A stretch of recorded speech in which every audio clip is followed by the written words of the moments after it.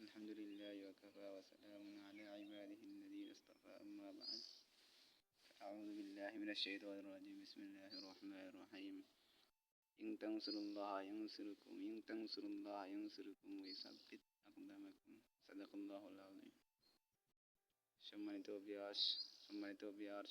সাংবাদিক বৃন্দ, সম্মানিত নেটওয়ার্ক বৃন্দ, সম্মানিত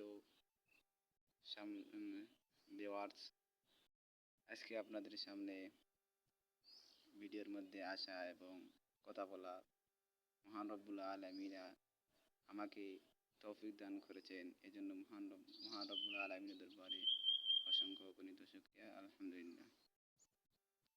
সম্মানিত সাংবাদিকবৃন্দ, আসলে বিগত কয়েকদিনেই লাইভ দিতে পারি নাই। এবার এসেছি আপনাদের সামনে একটি ভিডিও দেওয়ার জন্য। সবার আগে সবাইকে ধন্যবাদ জানাই। আমাদের গোয়েন্দাঘাটে সেই কর্পোরেশনের পক্ষ থেকে বাংলাদেশ সকল উপদেষ্টা মন্ত্রীবৃন্দকে এবং প্রধান উপদেষ্টা ইউসুফ সাহেবকে আমাদের গোয়েন্দাঘাটে সিটি কর্পোরেশনের পক্ষ থেকে লাল গোলা শুভেচ্ছা ও অসংখ্য ধন্যবাদ।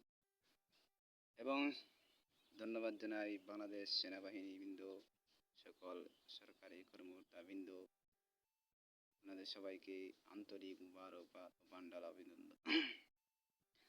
আসলে আপনাদের সামনে কথা বলার যোগ্যতা নেই।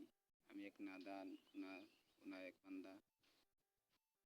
প্রত্যেকটা সেক্টরই আছে যোগ্যতা লাগে কথা বলার, এবং প্রত্যেকটা জিনিস আছে ওই জিনিসের মাধ্যমে এগুলো কাজ করলে এগুলো ঝলে, প্রত্যেকটা জিনিসের মাধ্যম লাগে। তাই আমার এই যোগ্যতা নেই আপনাদের সামনে কথা বলার।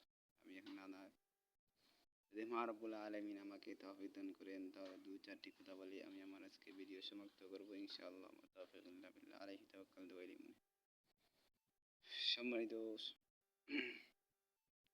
সবাই স্মরণ করছি যারা এই বাংলাদেশ দ্বিতীয়বারে স্বাধীন করেছেন, তারা দুনিয়া থেকে বিদায় নিয়ে গেছেন, তাদের সকল শহীদের রুহের মাগফিরাত কামনা করছি। এবং মন্ত্রীবৃন্দ যারা দুনিয়া থেকে চলে গেছেন তাদের রুহের মাগফিরাত কামনা করছি।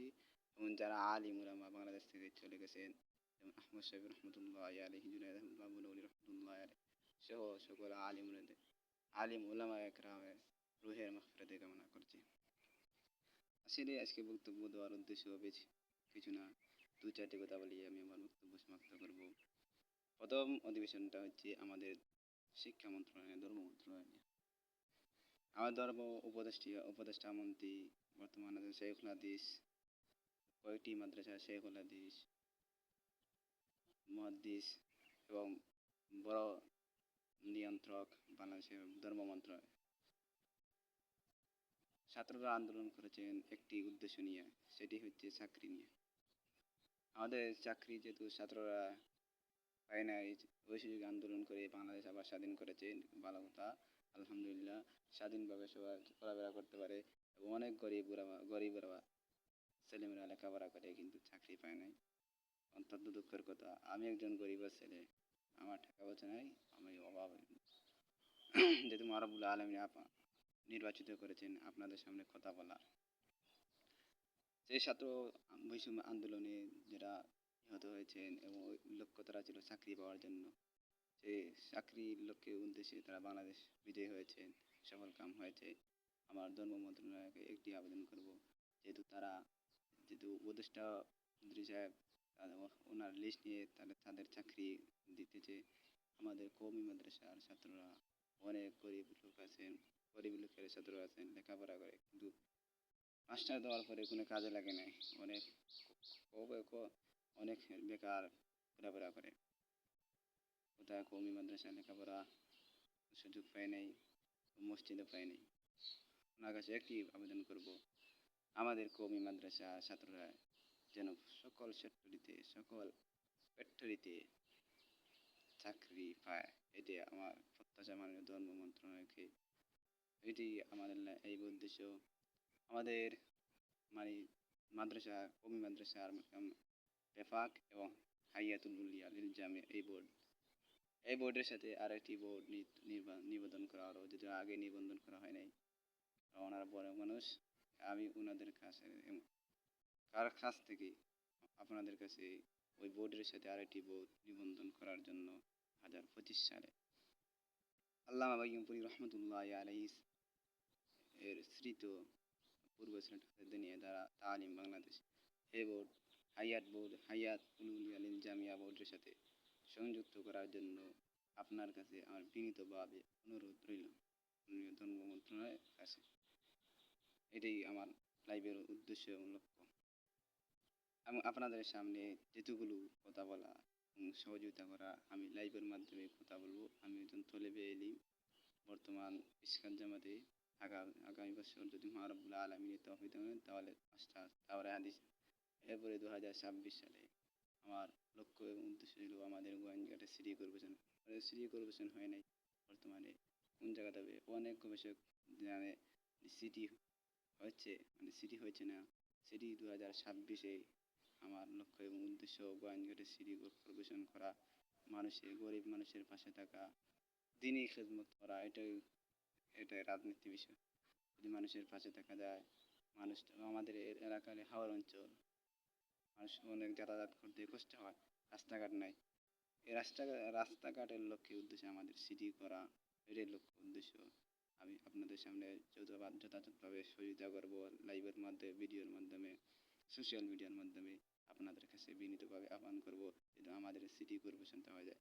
পরে যে আপনার যাকে নির্বাচিত করবেন তাকেই আপনারা মেয়র হিসাবে পদ হিসাবে দিবেন। আমার লক্ষ্য এবং উদ্দেশ্য হল আমাদের সিটিটা হবে গোয়াইনঘাট থেকে অনেক পশ্চিমে কিলোমিটার, যাতে আমাদের নতুন বাজার হয়েছে। আপনারা নেটের মাধ্যমে দেখেন, আপনারা প্রশাসন বাহিনী দিয়ে, সেনাবাহিনী দিয়ে সেগুলো নিয়োজিত করে বাজার সরকারিভাবে নেবেন এবং যেগুলো জমি আছে সেই জমিগুলো সরকারিভাবে নেওয়ার জন্য বিনীতভাবে আহ্বান করবো। মাত্র রয়ে গেছে 2025 সাল। 25 সাল পরে 2026 সাল শুরু হবে। 26 সালের ফেব্রুয়ারি থেকে আমাদের গোয়াইনঘাটে সিটি কর্পোরেশন নির্মিত কাজ শুভ উদ্বোধন করার জন্য বিনীতভাবে আহ্বান করব এবং সহযোগিতা করব। আজকে লাইভে উদ্দেশ্য লিখা বোর্ড নিবন্ধন করা এবং প্রতিটি সেক্টরে একটা আমাদের কওমি মাদ্রাসার সন্তানরা যেন চাকরি পায় এবং বাইরে দেশ যেতে হলে ওই বোর্ডের মাধ্যমে নিবন্ধিত সরকারি মাধ্যমে, যেমন তারা মাস্টার, যেমন তারা কলেজ ভার্সিটি যেমন তারা স্বীকৃতি পায়, সার্টিফিকেট পায়, ঠিক তদ্রুপ আমাদের কওমি মাদ্রাসার ছাত্ররা যেন তাকমিল ফিল হাদিস দেওয়ার পর ওই সার্টিফিকেটের মাধ্যমে বাইরে দেশ যেতে পারে অথবা দেশে যে কোনো জায়গায় চাকরি করতে পারে। আমাদের অনেক গরিব ছেলেরা আছে, অসহায় জীবন, মা বাবা অনেক কষ্ট করে লেখাপড়া করায় কিন্তু লাস্টে কিছু পায় না। এইটাই উদ্দেশ্য থাকবো আমাদের প্রত্যেকটা সেক্টরিতে কওমি মাদ্রাসার যেন ছাত্ররা চাকরি পায়, এবং এই লক্ষ্যের উদ্দেশ্যে আমি আমার বক্তব্য সমাপ্ত করলাম। আপনাদের পাশেই থাকবো, আপনাদের মাঝে মাঝেই লাইভে, ভিডিও, সোশ্যাল মিডিয়ায় কথাই বলবো। এই বলে আমার বক্তব্য শোনা। খুদা হাফিজ। বাংলাদেশ চিরজীবন। আসসালামু আলাইকুম।